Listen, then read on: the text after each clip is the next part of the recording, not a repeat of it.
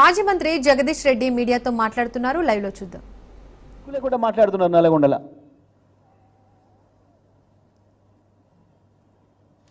ఇంకా కొనుగోలు కేంద్రాలు ప్రారంభిస్తాం, కొంచెమన్నా ఉండాలి సిగ్గు శరం మాట్లాడేటప్పుడు.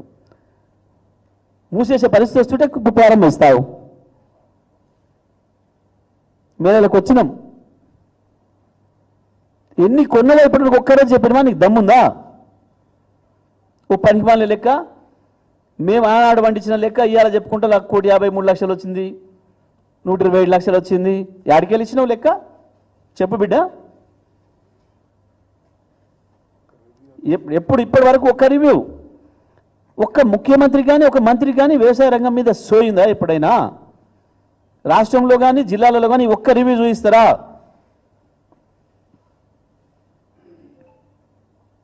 ఇప్పటి వరకు నువ్వు, నేను ఇప్పుడు మళ్ళీ ఛాలెంజ్ చేస్తున్నా, తెలంగాణ రైతుల పక్షాన్ని అడుగుతున్నా, గత యాసంగిలో ఎన్ని ఓట్లు కొన్నావు, ఎన్ని డబ్బులు రైతుల అకౌంట్లో వేసినావు? మొన్న వానకాలం ఎన్ని ఓట్లు కొన్నావు, ఎన్ని అకౌంట్లో వేసినావు రైతులకి? ఇప్పుడు యాసంగి ఈ రోజు వరకు ఎంత కొన్నావు? నీకు దమ్ముంటే సాయంత్రం ఏదో పెడుతున్నావు కదా, ఏదో ప్రదర్శించుకుంటా అని చెప్పి ఏదో పనికిమాలిన ఇండియా నివేదిక తీసుకొచ్చుకొని నువ్వు బీజేపీ కలిసి, ఆ సందర్భంగా చెప్పు నీకు దమ్ముంటే. నేను ఛాలెంజ్ చేస్తా ఉన్నా. దయచేసి మీడియా మిత్రులకు కూడా విజ్ఞప్తి చేస్తున్నా, ఆయన పెట్టే పత్రికా విలేకరుల సమావేశంలో ఎవరైనా ఒక్కరు అడగండి ధైర్యం చేసి, ఈ రోజు వరకు ఎంత ధాన్యం కొన్నాడు దమ్ముంటే లెక్క చెప్పమండి. నిజంగా రండ కాకపోతే బోనస్ ఎంత ఇచ్చిండు ఇప్పటివరకు ఈ ప్రభుత్వం వచ్చిన దగ్గర నుంచి? రైతాంగానికి ఎన్ని ఒడ్లు ఈ ప్రభుత్వం కొన్నది, ఎంత బోనస్ ఇచ్చింది లెక్క చెప్పాలి సాయంత్రం వరకు. మీరు మునగాండ్లు అయితే మొత్తం రైతుల దగ్గర ధాన్యం ఎంత సేకరించిండ్రు, దానికి ఎన్ని డబ్బులు వేసిండ్రు, ఇప్పటివరకు బోనస్ మొత్తం ఎంత ఇచ్చిండ్రు, ఎన్ని ఓట్లు కొని చెప్పాలా? నేను చెప్పకపోతే మీరు రండలే అనంట. సాయంత్రం ప్రకటన చేయకపోతే మీరు రండలే, చెప్పి తీరాలి. గవి మాట్లాడు, కేసీఆర్ మీద ఏడుపు కాదు. ఏడాది అర్థం అవుతుంది, ఒక్క ఫలితం వేయలేకపోయినావు. నీ చేతగంతనాన్ని, మీ రండతనాన్ని బయట పెట్టుకోవడానికి ఇంకా కేసీఆర్ మీద ఏడుస్తున్నారు. దేనికి ఏడుస్తున్నారు? దేనికి అక్కసు కేసీఆర్కు? ఒక మాట కూడా అనలే కదా మిమ్మల్ని. అక్కసు ఉంటే తెల్లారు అనేటోడు. ఏడాది అర్థం టైం ఇచ్చింది రా సుంటల్లారా మీకు అని చెప్పిండు. ఏమన్నాడు? ఆ పదం కూడా అనలే, గౌరవంగానే అన్నాడు. నేనంటున్నా ఇప్పుడు ఆ పదం. కానీ ఎవడైనా కాస్త విజ్ఞతనుడు 6 నెలల సమయం ఇస్తాడు నిజమే, కానీ మీరు శుంటలు కాబట్టి ఏడాది ఇచ్చిండు కేసీఆర్. ఆయన స్థాయి అటువంటిది కాబట్టి ఏడాది అర్థం ఇచ్చిండు టైం మీకు.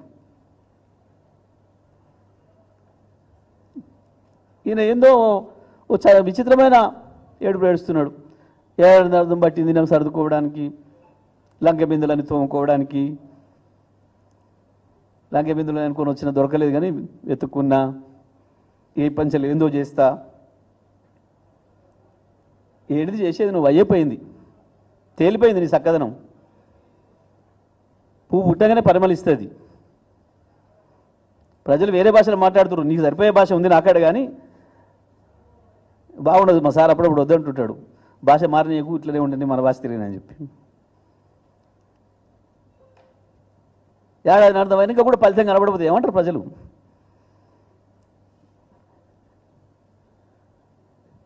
గా పరిస్థితి ఉంది మీ చక్కదనానికి. ఇంకా మీదేందో మీరు ఏడవక కేసీఆర్ గురించి, సభ గురించి. నిజమే, మీ జాతీయ నాయకుడు కూడా వచ్చిపోయింది మొన్న. ఈ పక్కకే వచ్చిండు, ఈడ కూర్చున్న వాళ్ళు కూడా ఒకటి తెలియదు. ఆయన మాట్లాడిపోయిండు. ఏ ఉపన్యాసం ఇచ్చిండ్రు ఒక్కరైనా చెప్తారా? మొన్న రాహుల్ గాంధీ అంటే ఆయన వచ్చిపోయిండు, ఈ పదం వాడినని మీరు దాంట్లో ఒక్కరైనా చెప్పి చూద్దాం. మాకైతే ఇంట్లో కూర్చున్న వాళ్ళు కూడా తెలియదు. కానీ అంటే ఏంది? మీ జాతీయ నాయకుడు ఇక్కడికి వచ్చిపోతే కూడా హైటెక్ సిటీలోకి వస్తే పక్కన మాదాపూర్కే తెలుస్తలేదు. ఏం మాట్లాడి వాడు పట్టించుకోవట్లేడు. కేసీఆర్ ఏం మాట్లాడతాడో అని ఎదురు చూసిండ్రు మీరందరూ. మాట్లాడిన తర్వాత ఏడుస్తున్నారు మీరు. అక్కస్ మీది. That is KCR. కేసీఆర్ మాట్లాడినా, కేసీఆర్ మౌనంగా ఉన్నా కేసీఆర్.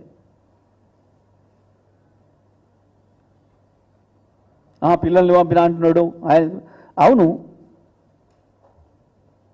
ఏ ఆటలైనా అవతల టీం బలహీనంగా ఉందంటే జూనియర్లనే పంపుతారు.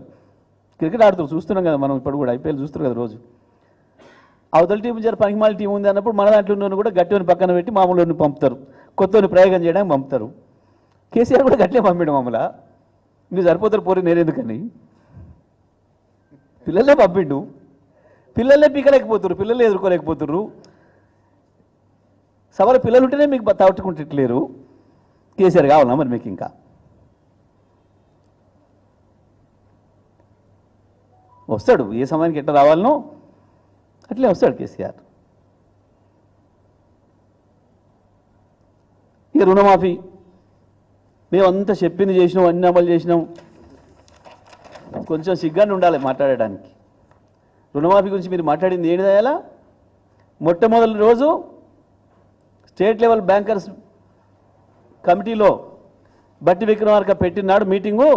49,600 కోట్లు మీరు చెప్పింది. రాష్ట్ర రైతాంగానికి విజ్ఞప్తి చేస్తామన్న, ఒక్కసారి జాగ్రత్త వినండి. మొదటి రోజు చెప్పింది 49,600 కోట్లు. 4 రోజులకే 31,000 కోట్లకు తెచ్చారు. మొదటిది 49,500 కోట్లు, మళ్ళీ వారం తిరగక ముందే 31,000 తెచ్చారు. ఇదేందా అంటే కాదు రైతులే తీసుకున్నారు కానీ అవి వేరువేరే తీసుకున్నారు. రైతు తీసుకున్నాడు, తీసుకుంటే ఏంది? రైతు తీసుకునేది రైతు అప్పే కదా. మీరు రైతులకు రుణమాఫీ అని చెప్పారు కదా, మీ జీవోలోనే ఉంది కదా, నీ జీవోలోనే చాలా స్పష్టంగా ఇచ్చినావు.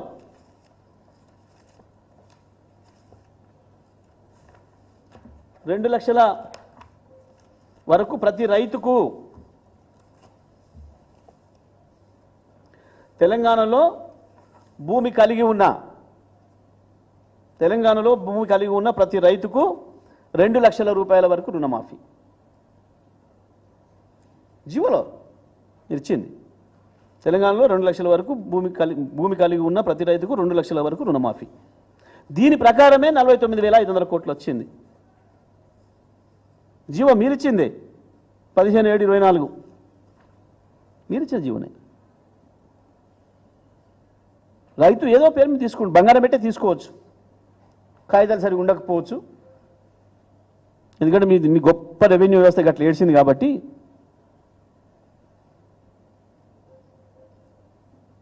బంగారం పెట్టచ్చు, ఇంకోటి పెట్టచ్చు, మార్టగేజ్ కూడా చేయొచ్చు. అది లెక్కకు రాదట, తీసేసినావు. పోనీ 31,000 కోట్లు నువ్వే చెప్పినావు. ఎంతమంది